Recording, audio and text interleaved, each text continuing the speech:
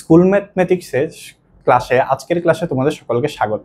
আজকে আমরা এমন একটি চ্যাপ্টার সম্পর্কে জানবো, তোমাদের নবম দশম শ্রেণী 13তম অধ্যায়।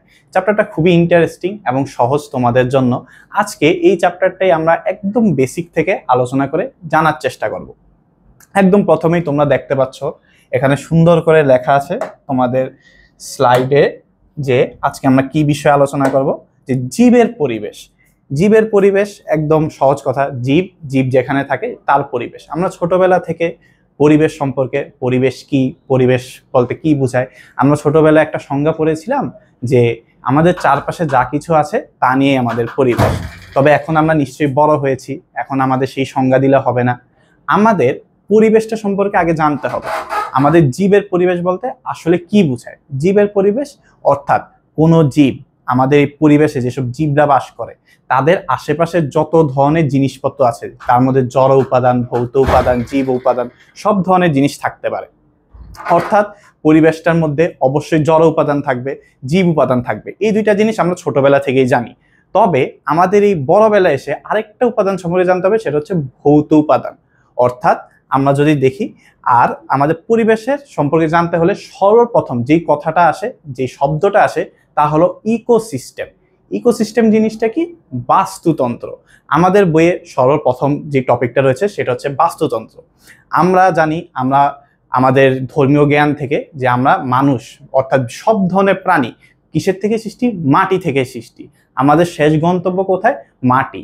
এই যে একটা সাইকেল চলতে থাকে, এই সাইকেলটার ভিতরেই আমাদের অনেক কিছু শিকার আছে। আমাদের পরিবেশে কি কি আছে? গাছপালা আছে, মানুষ আছে, বিভিন্ন পশু পাখি আছে, বিভিন্ন জড় উপাদান, খনিজ উপাদান, সব কিছু আছে এবং প্রত্যেকটার উপরে নির্ভরশীল। একটিকে ছাড়া অন্যটি কল্পনাই করা যায় না। একদম বলা যায় ওতপ্রোতভাবে জড়িত। তাদের প্রভাব আমাদের মানুষ জাতি অন্যান্য প্রাণীর উপর যে প্রভাব বিস্তার করে, অন্যান্য প্রাণী, গাছপালা। যেমন একটা উদাহরণ দেই, যে আমরা শ্বাস প্রশ্বাসের সময় কি নিই? অক্সিজেন নিই, অর্থাৎ প্রাণীরা অক্সিজেন নেয়। আর সালোকসংশ্লেষণ প্রক্রিয়ায় এই অক্সিজেনটা তৈরি হয়। আর আমরা কি ছাড়ি? Carbon dioxide. এই কার্বন ডাইঅক্সাইডটা কারা নেয়? উদ্ভিদ গ্রহণ করে। অর্থাৎ এখানে কিন্তু একটা পারস্পরিক আদান প্রদান হচ্ছে। এই জিনিসটাই আমাদের মূল টপিকটা হচ্ছে, এই জিনিসটাই যে কিভাবে একটি প্রাণী, একটি উদ্ভিদ, জড় উদ্ভিদ পরিবেশের উপরে কিভাবে নির্ভরশীল, কিভাবে একজনের লাইফে বা কোনো প্রাণীর লাইফে এরকম কিভাবে প্রভাব বিস্তার করে, এটাই হচ্ছে আমাদের আজকে আলোচ্য বিষয়। সর্বপ্রথম তাহলে আমাদের কি জানতে হবে? ইকোসিস্টেম কি? দেখো এখানে লেখা আছে ইকোসিস্টেম। আচ্ছা, ইকোসিস্টেম জিনিসটা কি? আগে আমরা এটা বোঝার চেষ্টা করি। ইকোসিস্টেম হচ্ছে আমাদের মধ্যে, আমি প্রথমে কি বলেছিলাম, আমাদের পরিবেশে কি রয়েছে, একদম বেসিক আলোচনা। আমাদের পরিবেশে রয়েছে জীব উপাদান এবং জড় উপাদান। তাদের মধ্যে যে আন্তঃসম্পর্ক, একদম বেসিক ভাবে তাদের মধ্যে যে আন্তঃসম্পর্কটা কোথায়? যে কোনো পরিবেশে। তো সর্বপ্রথম লিখতে হবে যে কোনো পরিবেশে জীব এবং জড়ের মধ্যে যে আন্তঃসম্পর্ক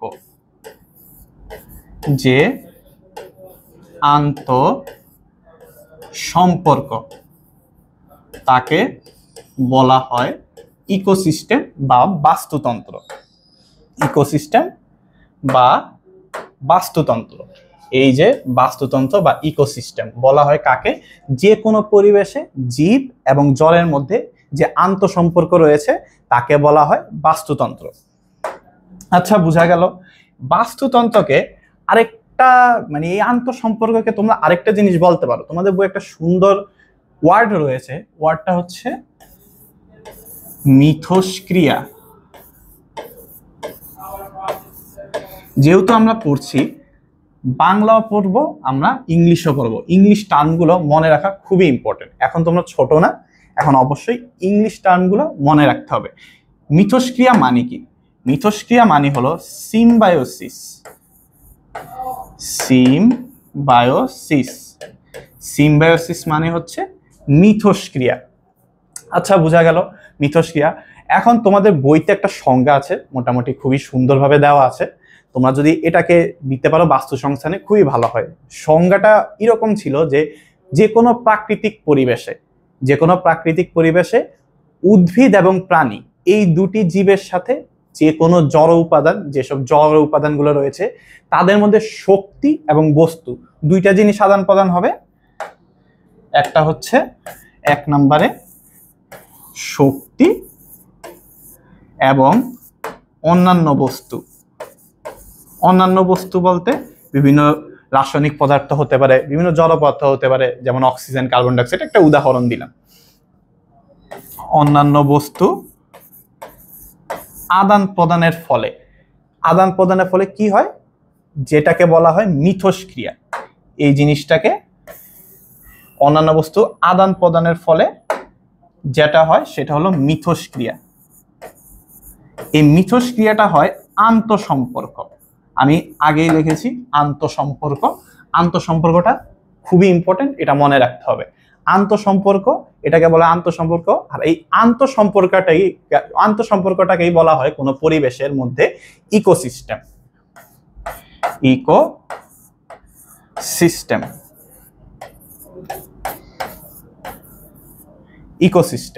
ইকোসিস্টেমটা আমাদের, তোমরা যদি কেউ চ্যাপ্টারটা পড়ে থাকো, ইকোসিস্টেমের মধ্যে এখানে মূল আলোচনাটাই হচ্ছে যে কে কার উপর নির্ভরশীল, কি কি জিনিস প্রভাব বিস্তার করে, সম্পূর্ণ এই জিনিসটার উপরে কি কি জিনিস প্রভাব বিস্তার করে। এখন এই যে বাস্তুতন্ত্র আমি অনেক কিছু বললাম, যে জীব উপাদান থাকে, জড় উপাদান থাকে, আরেকটি উপাদান থাকে। এবার আমরা উপাদান সম্পর্কে পড়ব একদম সহজ ভাষায় যদি আমরা দেখি। আচ্ছা, উপাদানগুলো আমরা এখানে আরেকটা স্লাইড নেই আমি, ওকে। উপাদান সমূহ সম্পর্কে পড়ব। সর্বপ্রথম আমি যদি লেখি উপরে একটা হেডলাইন দেই যে বাস্তুতন্ত্রের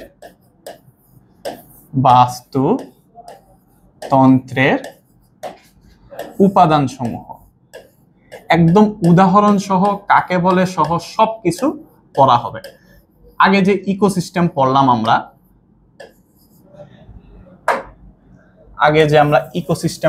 ওই ইকোসিস্টেমটা আমাদের ক এবং খ এর জন্য ইম্পর্টেন্ট। যে কতে আসতে পারে যে ইকোসিস্টেম বা বাস্তুতন্ত্র কি, এবং বাস্তুতন্ত্র খতে আসবে যে বাস্তুতন্ত্র বলতে কি বোঝায় ব্যাখ্যা করো, বা কোনো একটা বাস্তুতন্ত্র দিয়ে বলবে বাস্তুতন্ত্রটা ব্যাখ্যা করো। কিভাবে ব্যাখ্যা করবে ধীরে ধীরে আমরা জানতে পারবো। আচ্ছা, উপাদান সমূহ। উপাদানের মধ্যে সর্বপ্রথম আমি বলেছি যে 3টি ভাগে ভাগ করা যায়। যদি আমি দেখি 3টি ভাগে ভাগ করা যায় একদম সহজভাবে। সর্বপ্রথম আমাদের যেটা জানতে হবে সেটা হচ্ছে জড় উপাদান, তারপরে জানতে হবে ভৌত উপাদান, তারপরে জানতে হবে জীব উপাদান। তোমাদের জন্য সবচেয়ে ইম্পর্টেন্ট এবং সবচেয়ে গুরুত্বপূর্ণ যেটা, সেটা হচ্ছে এই জীব উপাদান 3 স্টার। যদি এটা থেকে কোশ্চেন আসে, জীব উপাদান থেকে আসার সম্ভাবনা বেশি। আচ্ছা, সর্বপ্রথম আমরা যদি জড় উপাদান সম্পর্কে জানার চেষ্টা করি। জড় উপাদান, জড় বলতে ছোটবেলা থেকে আমরা পড়েছি যে সহজ কথায় যেই উপাদানে কোনো জীবন নেই, জীবন ছাড়া যে জিনিস আছে তাই হচ্ছে জড় উপাদান। জড় উপাদান হচ্ছে আমাদের বাসস্থান নির্মাণে সহায়তা করে। তারা বিভিন্ন, মানে বলা যায় বিভিন্ন অক্সিজেন প্রডিউস করতে সহায়তা করে, তারপর বিভিন্ন অন্যান্য অনেক কাজে লাগে। তো জড় উপাদানের মধ্যেও আবার 2টি ভাগ রয়েছে। আমি যদি ভাগ করি, জড় উপাদানকে 2 ভাগে ভাগ করা যায় একদম সহজভাবে। জড় উপাদানকে 2 ভাগে ভাগ করা যায়। তো 2 ভাগটা কি, একটা হচ্ছে জৈব,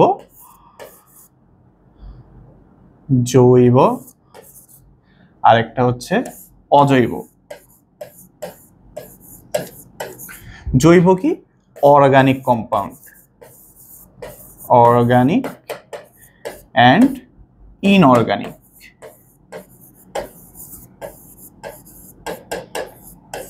ইনঅর্গানিক এবং অর্গানিক।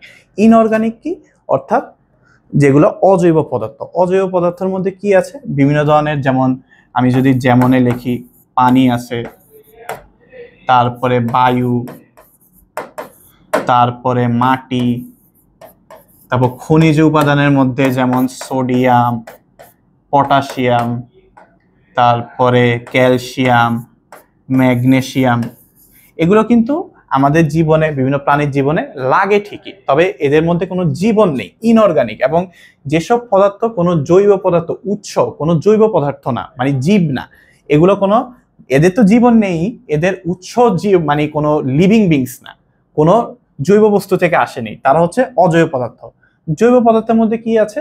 জৈব পদার্থ হচ্ছে সেই সব পদার্থ যেগুলো মৃত প্রাণী, অর্থাৎ আগে জীবিত ছিল এখন জীবিত নেই, মৃত প্রাণী, মৃত বস্তু, মৃত উদ্ভিদ, অর্থাৎ কোনো লিভিং বিংস থেকে আসে, সেগুলো হচ্ছে তোমাদের জৈব পদার্থ, অর্গানিক কম্পাউন্ড।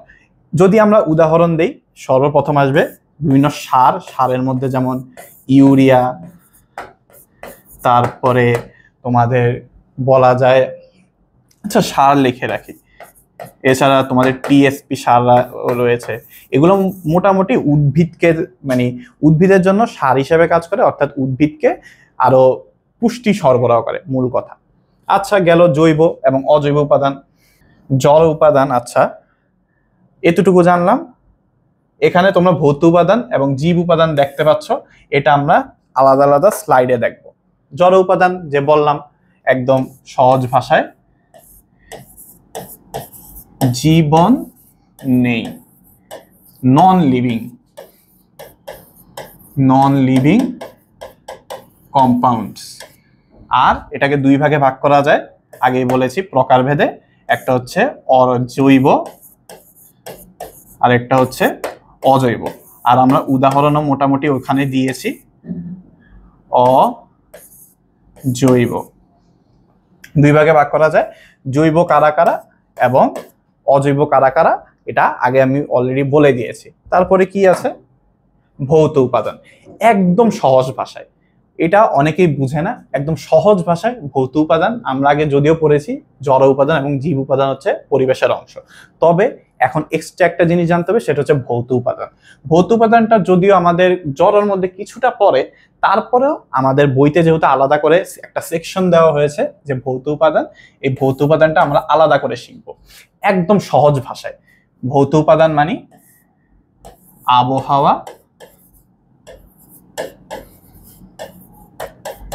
ও জলবায়ু, অর্থাৎ আবহাওয়া এবং জলবায়ুতে প্রভাব বিস্তার করে যারা, সেগুলোই হচ্ছে ভৌত উপাদান। এগুলো নন লিভিং বিংস, ঠিক আছে, তবে এগুলা তুমি ধরতে পারবা না, এগুলা কোনো জিনিসের মধ্যে পড়ে না, এগুলো তুমি ফিল করতে পারবা। যেমন আমি যদি যেমনে বলি, সর্বপ্রথম আসবে তাপমাত্রা, যেটা তুমি ফিল করতে পারবা তবে ধরতে পারবা না। হ্যাঁ, তাপমাত্রার কোনো জীবন হয় না, সেটা আমিও মানি, তবে সেটা ভৌত উপাদানের মধ্যে দেওয়া রয়েছে। তারপরে আর কি আছে? সূর্যের আলোর তীব্রতা, সূর্যের আলোর তীব্রতা। আচ্ছা 3 নম্বরে যদি আরেকটি আমরা উদাহরণ দেই, তাহলে আসবে বায়ুর চাপ, বায়ুর চাপ। 4 নম্বরে যদি আরেকটি উদাহরণ দেই, কি আসবে? সেটি হচ্ছে তোমাদের আর্দ্রতা।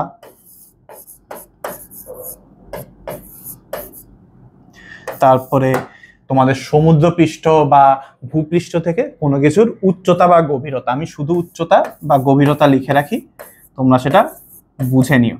উচ্চতা বা গভীরতা, এটা সমুদ্রপৃষ্ঠ হতে পারে, এটা ভূপৃষ্ঠ হতে পারে, ভূপৃষ্ঠ থেকে নিচে অথবা ভূপৃষ্ঠ থেকে উপরে। এই সব কিছুই যদি তোমরা দেখো, এগুলো সবকিছু কিন্তু আবহাওয়ার অংশ।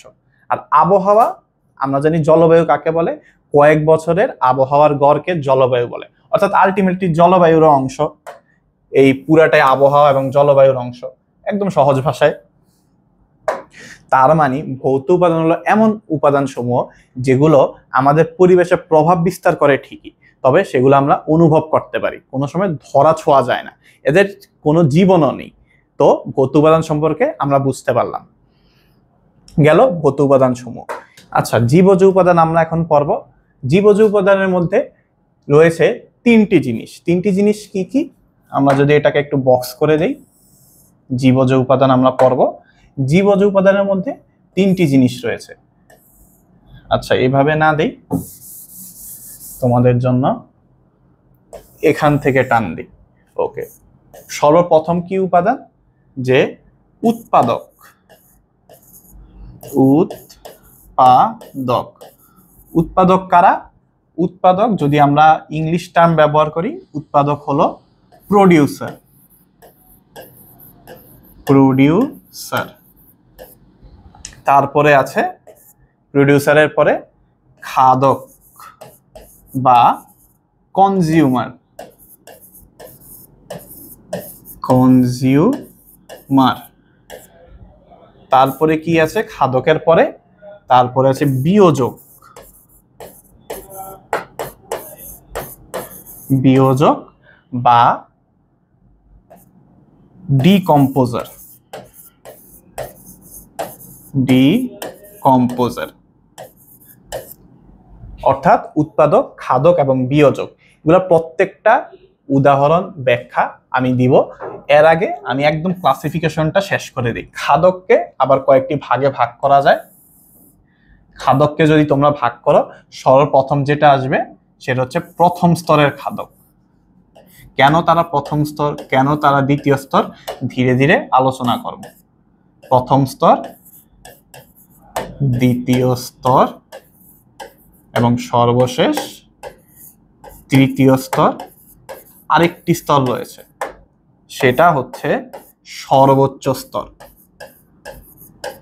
সর্বোচ্চ স্তর, এটা হচ্ছে ক্লাসিফিকেশন। আমরা এই ক্লাসিফিকেশনটা যদি আমরা কয়েক স্লাইড আগে যাই, এই যে এখানে সুন্দর করে ক্লাসিফিকেশন লেখা আছে কি কি: উৎপাদক বা প্রোডিউসার, খাদক বা কনজিউমার, বিয়োজক বা ডিকম্পোজার। এখানে প্রথম স্তরের খাদক কি দেওয়া আছে? তৃণভোজী। দ্বিতীয় স্তরের খাদক মাংসাশী। তৃতীয় স্তরের খাদক এরাও মাংসাশী। এরাও মাংসাশী। তবে কিভাবে দেখাবো। আর সর্বশেষ সর্বোচ্চ খাদক। তোমাদের মাঝে মধ্যে গ এবং ঘতেও আসতে পারে। আর অবজেক্টিভে তো অবশ্যই এটা আসার মতো। তোমাদেরকে আসতে পারে যে বাস্তুতন্ত্রের উপাদান সমূহ ব্যাখ্যা করো বা বাস্তুতন্ত্র ব্যাখ্যা করো। সেখানে তোমরা অবশ্যই এরকম যদি ছক করে দাও, জিনিসটা খুবই সুন্দর দেখাবে এবং নাম্বারিং এর ক্ষেত্রেও টিচাররা অনেকটা ফেভার করবে। এটা খ, গ, ঘ সব জায়গাতে আসার মতো। আর এমসিকিউর জন্য তো অবশ্যই এখান থেকে কোশ্চেন আসে। আচ্ছা, যেখানে ছিলাম আমরা সেখানে ফিরে যাই। এই যে সর্বপ্রথম আমরা যে আলোচনা করব সেটা হলো উৎপাদক। আচ্ছা, উৎপাদক আমরা যদি বোর্ডটাকে একটু ভাগ করে নিই দুই ভাগে। উৎপাদক সর্বপ্রথম হচ্ছে প্রোডিউসার বা উৎপাদক। উৎপাদক বা প্রোডিউসার। উৎপাদক কারা? যে সকল প্রাণী তো হবে না, এটা যে সকল উদ্ভিদ আসলে সূর্য থেকে সরাসরি শক্তির মাধ্যমে তারা খাদ্য উৎপাদন করতে পারে, অর্থাৎ স্বভোজী। একদম সর্বপ্রথম যেটা লাগবে সেটা হচ্ছে স্বভোজী, অর্থাৎ তারা নিজের খাদ্য তৈরি করতে পারে। স্বভোজীর একটা সুন্দর একটা ইংলিশ টার্ম রয়েছে, সেটা হচ্ছে অটোট্রফিক। অটোট্রফিক অর্থাৎ তারা স্বভোজী, নিজের খাদ্য তৈরি করতে পারে। তাদেরকে বলা হয় স্বভোজী বা উৎপাদক। উৎপাদকরা সাধারণত হয় উদ্ভিদ জাতীয়, বিভিন্ন উদ্ভিদ, তারপরে শৈবাল, তারপরে বিভিন্ন ফাইটোপ্লাঙ্কটন।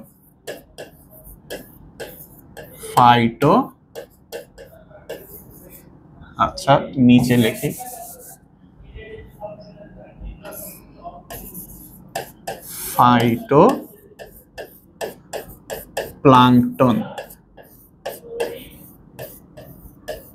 ফাইটোপ্লাঙ্কটন। এছাড়াও বিভিন্ন যারা সবুজ, অর্থাৎ যাদের মধ্যে ক্লোরোপ্লাস্ট আছে, তারা সবাই খাদ্য উৎপাদন করতে পারে, নিজের খাদ্য তৈরি করতে পারে।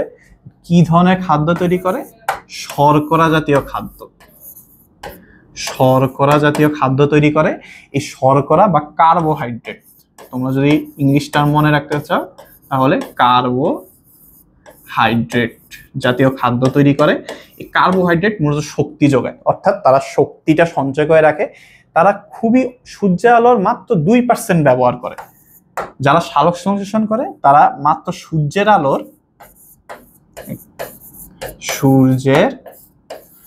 আলোর 2% মাত্র ব্যবহার করে তারা শক্তির জন্য। এই 2%-এর মাধ্যমে যে শক্তিটা মানে উৎপন্ন করে, তার মধ্যে তারা নিজেরা খুবই অল্প ইউজ করে, বাকি পুরাটাই প্রায় শর্করা জাতীয় খাদ্য তারা হয় ফলে, তাদের কাণ্ডে, অথবা তাদের শাখা প্রশাখা, পাতায়, এইসব জায়গায় তারা সঞ্চয় করে রাখে। মূলত আমাদের যে পুরো প্রাণী জগৎটা পুরোই আমাদের উদ্ভিদের উপর নির্ভরশীল। এই যে সঞ্চিত খাদ্য, এই উদ্ভিদ ছাড়া আমরা কখনোই, আমরা কি জানি, সূর্য হচ্ছে আমাদের সান, শক্তির একমাত্র উৎস, যেটা আমাদের পৃথিবীতে আসে। এবং পৃথিবীতে এটা শুধুমাত্র কারা ব্যবহার করতে পারে? উদ্ভিদরা এই সূর্য শক্তিকে ব্যবহার করে তারা খাদ্য তৈরি করে। আর এই খাদ্যের উপর পুরো প্রাণী জগৎ নির্ভরশীল। আচ্ছা, উৎপাদক, তারা সূর্যের আলো মাত্র 2% ব্যবহার করে যেটুকু শক্তি পায় তার বেশিরভাগটাই তারা শর্করা হিসেবে জমা রাখে নিজেদের দেহে। আচ্ছা, এতটুকু বোঝা গেল উৎপাদক। উৎপাদকের পরে আমরা কি পড়েছিলাম? যে খাদক। এবার আসবে খাদক।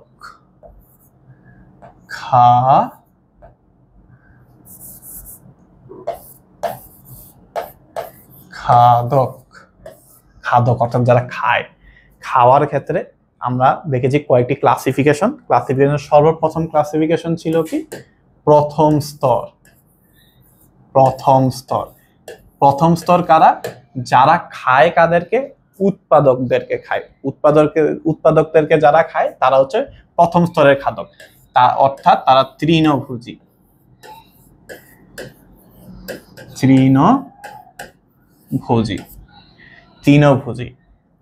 হচ্ছে তারা, অর্থাৎ তারা হচ্ছে প্রথম স্তরের খাদক। ওকে, তারপরে আমরা আসা যাক দ্বিতীয় স্তরের খাদক। দ্বিতীয় স্তরের খাদক কারা খায়? কাদের খায়? এরা খায় তৃণভোজীদেরকে। এরা কাদেরকে খায়? দ্বিতীয় স্তরের খাদক তারা খায় তৃণভোজীদেরকে, অর্থাৎ তারা মাংসাশী। যদি আমরা উদাহরণ দেই, আগে তৃণভোজীর একটা উদাহরণ দেই।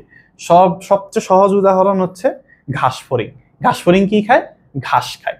এছাড়াও গরু, ছাগল, ভেড়া যা কিছু আছে ঘাস খায়, বা বিভিন্ন তোমাদের এমনকি হাতি পর্যন্ত তোমাদের খায়, মাংসাশী না, তারা তোমাদের তো বিভিন্ন গাছ খায়। তো তারাও কিন্তু তৃণভোজী বলা যায়, কারণ তারা উৎপাদক খায়। আচ্ছা, তারপরে দ্বিতীয় স্তরের খাদক কারা? মাংসাশী, অর্থাৎ যারা ঘাসফড়িংকে খায়। ঘাসফড়িং, তারপর গরু, ছাগল, তারপর মানে তৃণভোজী যা যা আছে তাদেরকে খায়। এদের মধ্যে যদি খায় এমন যদি আমরা উদাহরণ দেই, যেমন ঘাসফড়িংকে ব্যাঙ খায়, তারপর তৃণভোজী গরু, ছাগল, ভেড়া এইসবকে কারা খায়? বাঘ খায়, মানুষও খায়। তো তারা, মানুষ এক ক্ষেত্রে দ্বিতীয় স্তরের খাদকের মধ্যেও পড়ে। তো তৃতীয় স্তরের খাদক, এই দ্বিতীয়, তৃতীয়, সর্বোচ্চ এগুলোর মধ্যে প্রায় ভ্যারি করে যে কখন কোনটা হবে। যদি এমন হয় যে, আচ্ছা খাদ্য শিকলে গিয়ে এটা দেখাবো। তৃতীয় স্তরের খাদক এরাও মাংসাশী, যারা দ্বিতীয় স্তরের খাদকদেরকে খায়। আর 4 নাম্বার হচ্ছে সর্বোচ্চ স্তর, অর্থাৎ এরা হচ্ছে এমন প্রাণী যাদেরকে আর কেউ খাইতে পারে না। এর মধ্যে সবচেয়ে ভালো উদাহরণ বাঘ, সিংহ, এদেরকে কেউ খাওয়ার সাহসও করবে না। তারপরে বর্তমানে মানুষরাও বলা যায় সর্বোচ্চ স্তরের খাদক, কারণ মানুষদেরকেও এখন কেউ খায় না। বাঘ, সিংহ খাইলেও খাইতে পারে, সেটা অন্য হিসাব। আমরা মোটামুটি এই 3টাকে ধরতে পারি। এছাড়াও তোমরা আরো ধরতে পারো, যেমন হাতি হাতি একদম তৃণভোজীর পর্যায়ে পড়লেও হাতিকে খায় না, যার কারণে তোমরা এটা সর্বোচ্চ খাদকের ক্ষেত্রে রাখতে পারো। আচ্ছা, বোঝা গেল খাদক উৎপাদক। তারপরে আচ্ছা, একটা জিনিস দেখানো বাকি, যে খাদক আমি বলেছি স্বভোজী যারা তারা অটোট্রফিক, এটাকে একটু বক্স করে দিলে সুন্দর হয়। অটোট্রফিক যারা স্বভোজী, যারা স্বভোজী না তাদেরকে কি বলা হয়, অর্থাৎ যারা খাদ্য গলাধঃকরণ করে তাদেরকে বলা হয় হেটেরোট্রফিক।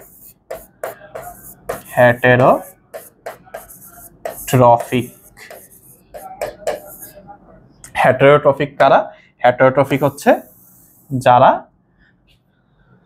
খাদ্য গলাধঃকরণ করে, অর্থাৎ অন্য প্রাণীদেরকে, অন্যান্য যেই অটোট্রফিক আছে তাদেরকে খায়, তাদেরকে বলা হয় হেটেরোট্রফিক, খাদ্য গলাধঃকরণ করে। এবার আমরা আরো কিছু শব্দ সম্পর্কে জানবো এই খাদকদের নিয়ে আরো কিছু শব্দ।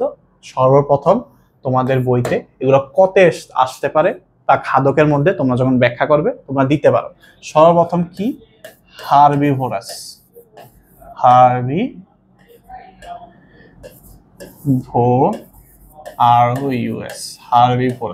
হার্বিভোরাস কারা? হার্বিভোরাস হচ্ছে একদম সহজ ভাষায় তৃণভোজী। তৃণভোজীদেরকে বলা হয় হার্বিভোরাস। আচ্ছা, 2 নম্বরে কারা? 2 নম্বরে হচ্ছে কার্নিভোরাস।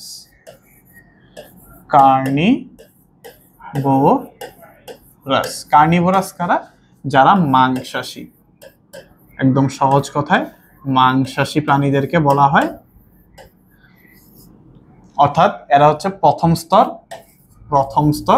এরা হচ্ছে দ্বিতীয়, তৃতীয়, সর্বোচ্চ স্তরের খাদক পর্যন্ত হতে পারে মাংসাশী, যাদেরকে বলা হয় কার্নিভোরাস।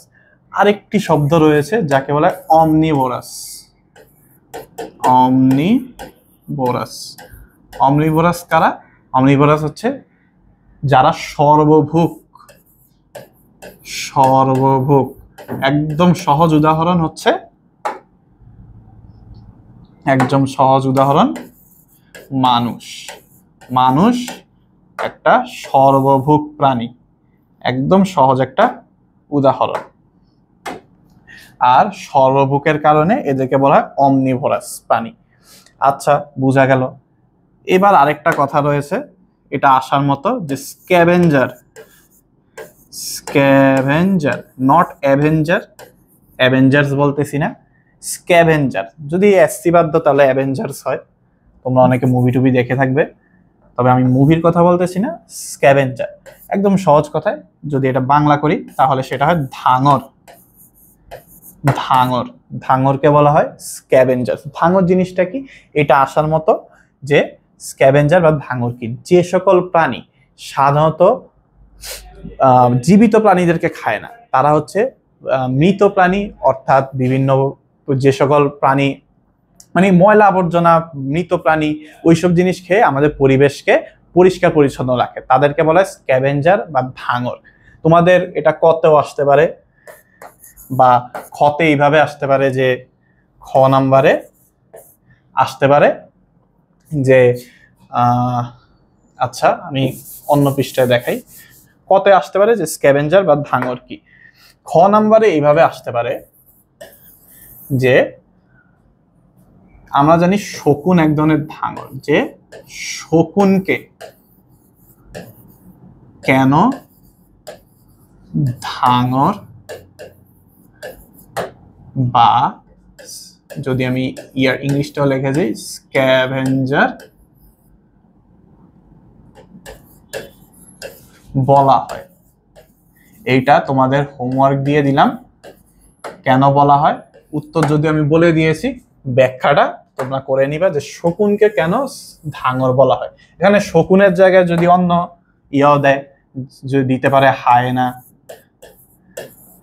তারপরে দিতে পারে শিয়াল। একদম সহজ একটা উদাহরণ যদি আমি দেই, ঢাকায় যদিও আগে প্রচুর দেখা যেত, এখন ধীরে ধীরে কমতেছে, যে প্রাণীটা, দেখি তোমরা আজ করতে পারো কিনা। আমি কোন প্রাণীটার কথা বলতেছি? আবর্জনা পরিষ্কার করে, হ্যাঁ, আমি কাকের কথা বলতেছি। কাক, কাকও কিন্তু এক ধরনের স্ক্যাভেঞ্জার। স্ক্যাভেঞ্জার অর্থাৎ ধাঙর জাতীয় প্রাণী। ধাঙর জাতীয় প্রাণী কারা?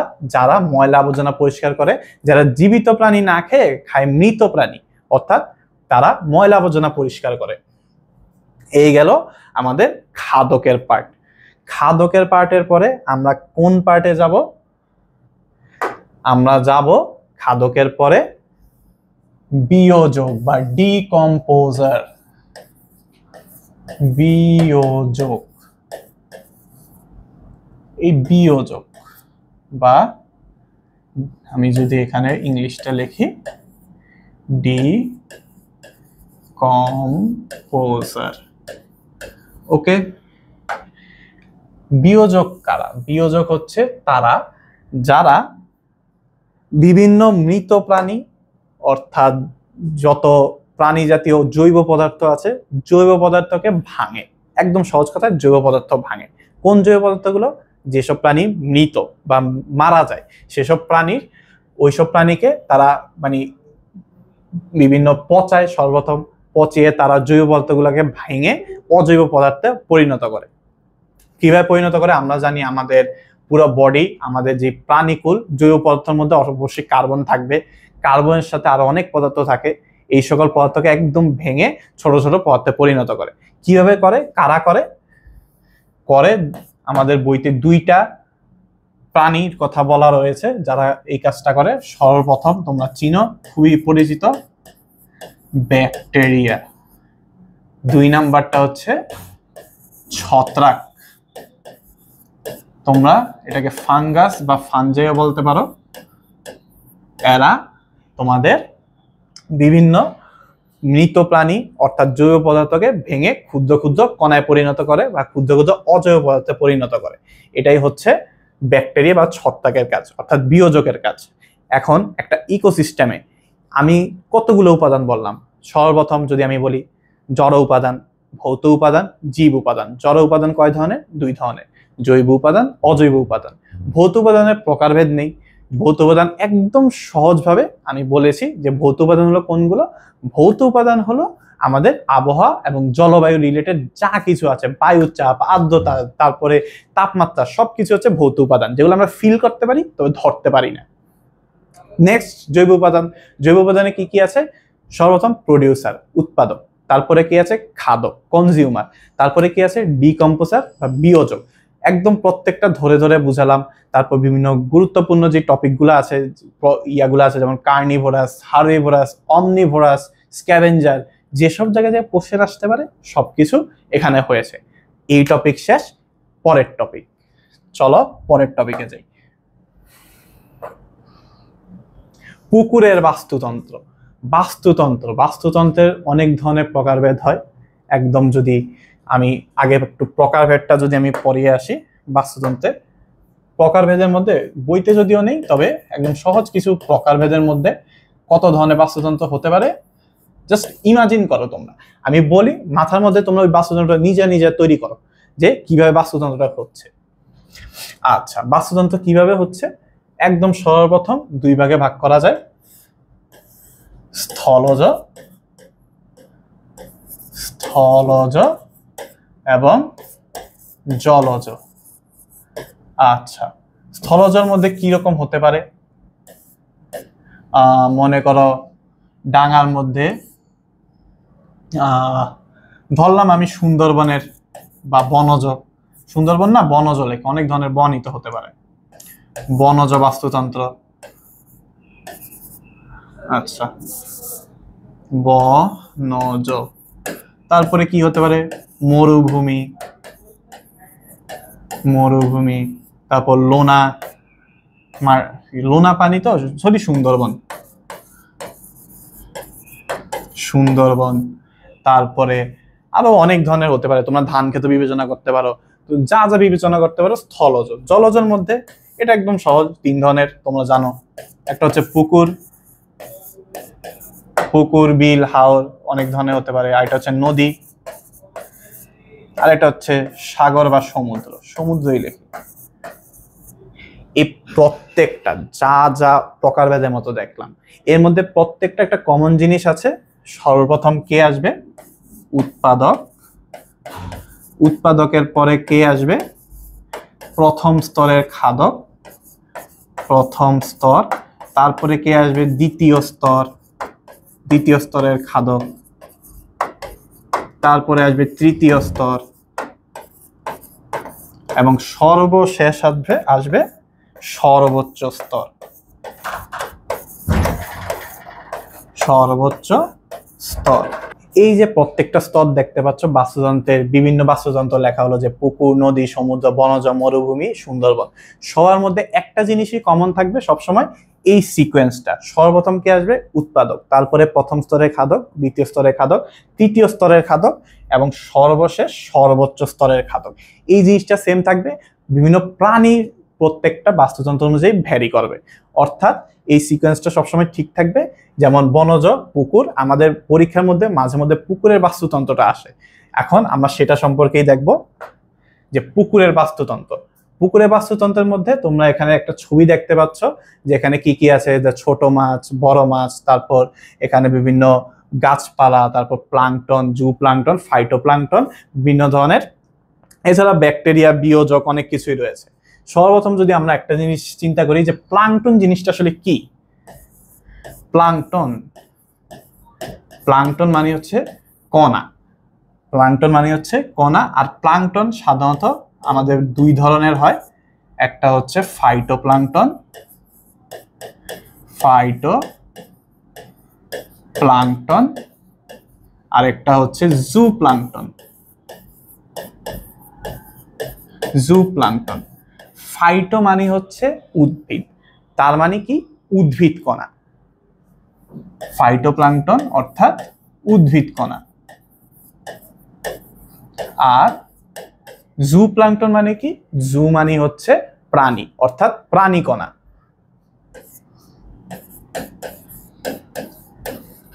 প্রাণী কণা। এখানের মধ্যে ফাইটোপ্লাঙ্কটন যেহেতু উদ্ভিদ কণা, আমরা জানি উদ্ভিদ জাতীয় যা আছে সবকিছু হচ্ছে উৎপাদক। জুপ্লাঙ্কটন কিন্তু কখনোই উৎপাদক হবে না, কারণ জুপ্লাঙ্কটন তারা উদ্ভিদ থেকেই শক্তি পায়, যার কারণে তারা কখনো উৎপাদক হবে না। জুপ্লাঙ্কটন হবে প্রথম স্তরের খাদক। এটা সবসময় মাথায় রাখতে হবে, এটা ভুল করা যাবে না। এছাড়া এখানে আমরা একটা জিনিস দেখতে পাচ্ছি যে ম্যাক্রোফাইট।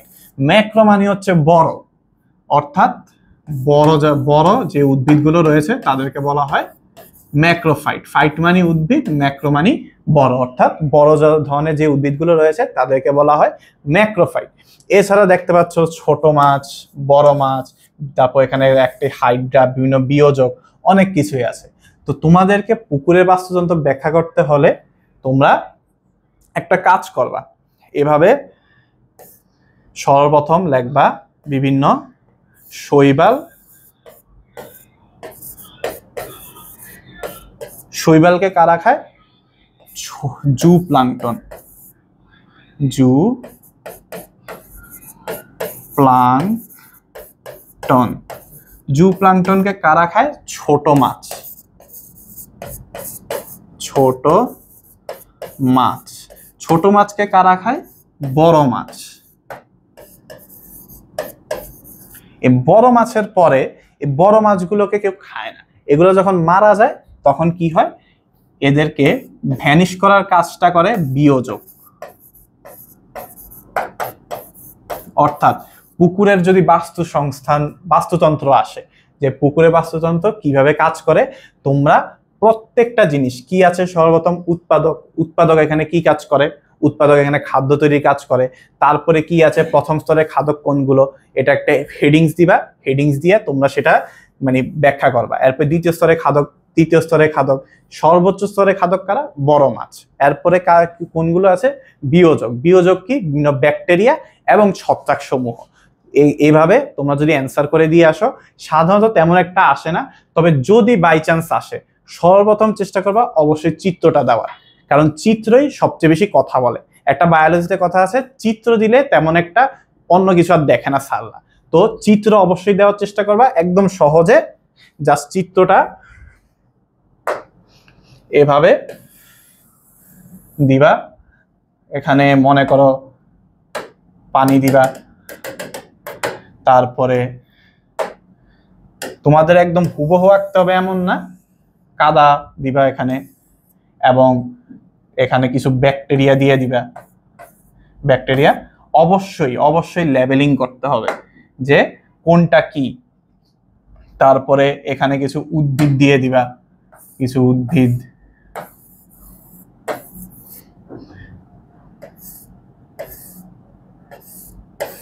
এভাবে কিছু উদ্ভিদ দিয়ে দিবা। তারপরে ছোট ছোট কিছু মাছ দিয়ে দিবা, বড় মাছ, তারপরে ছোট মাছ।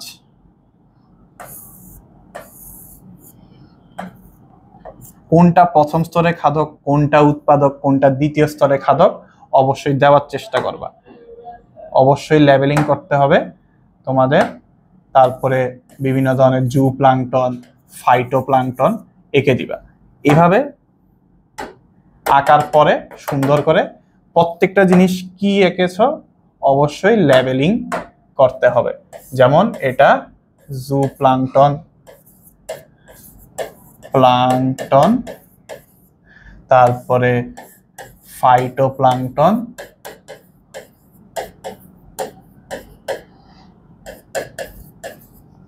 তারপরে ব্যাকটেরিয়া বা ডিকম্পোজার বা বিয়োজক, যেটাই বলো ব্যাকটেরিয়া, আমি ইংলিশে লিখে দিই ডিকম্পোজার বা বিয়োজক। তারপরে এখানে বড় মাছ, যেটাকে তোমরা বলতে পারো যে দ্বিতীয় বা তৃতীয় স্তরে খাদক। আচ্ছা, সর্বোচ্চ স্তর লিখে দিই, কারণ পুকুরে বাস্তুতন্ত্রের মাছ, বড় মাছকে তেমন একটা খাওয়ার কেউ থাকে না। সর্বোচ্চ স্তরের খাদক। আর গাছকে বা এইরকম শৈবালকে দিয়ে দিবা উৎপাদক, আর ছোট মাছকে প্রথম স্তরের খাদক।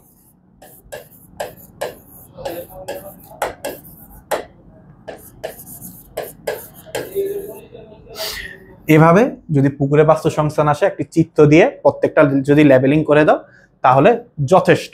তোমাদের জন্য যা কিছু দরকার আমরা মোটামুটি এই চ্যাপ্টারের প্রথম একটি অংশ আমরা দেখানোর চেষ্টা করলাম, যেখানে বাস্তুতন্ত্র কি, তারপর বাস্তুতন্ত্রের উপাদান সমূহ, জড় উপাদান, ভৌত উপাদান, তারপর জীবজ উপাদান, তারপরে সর্বশেষ দেখলাম কি পুকুরের বাস্তুতন্ত্র। আচ্ছা, তাহলে আমরা পরে এই চ্যাপ্টার নিয়ে আরো অবশ্যই পরের পার্ট আনবো ভিডিও। তো এতক্ষণ সাথে থাকার জন্য তোমাদের অসংখ্য ধন্যবাদ, আর তোমাদের সাথে দেখা হবে। ধন্যবাদ সকলকে। আসসালামু আলাইকুম।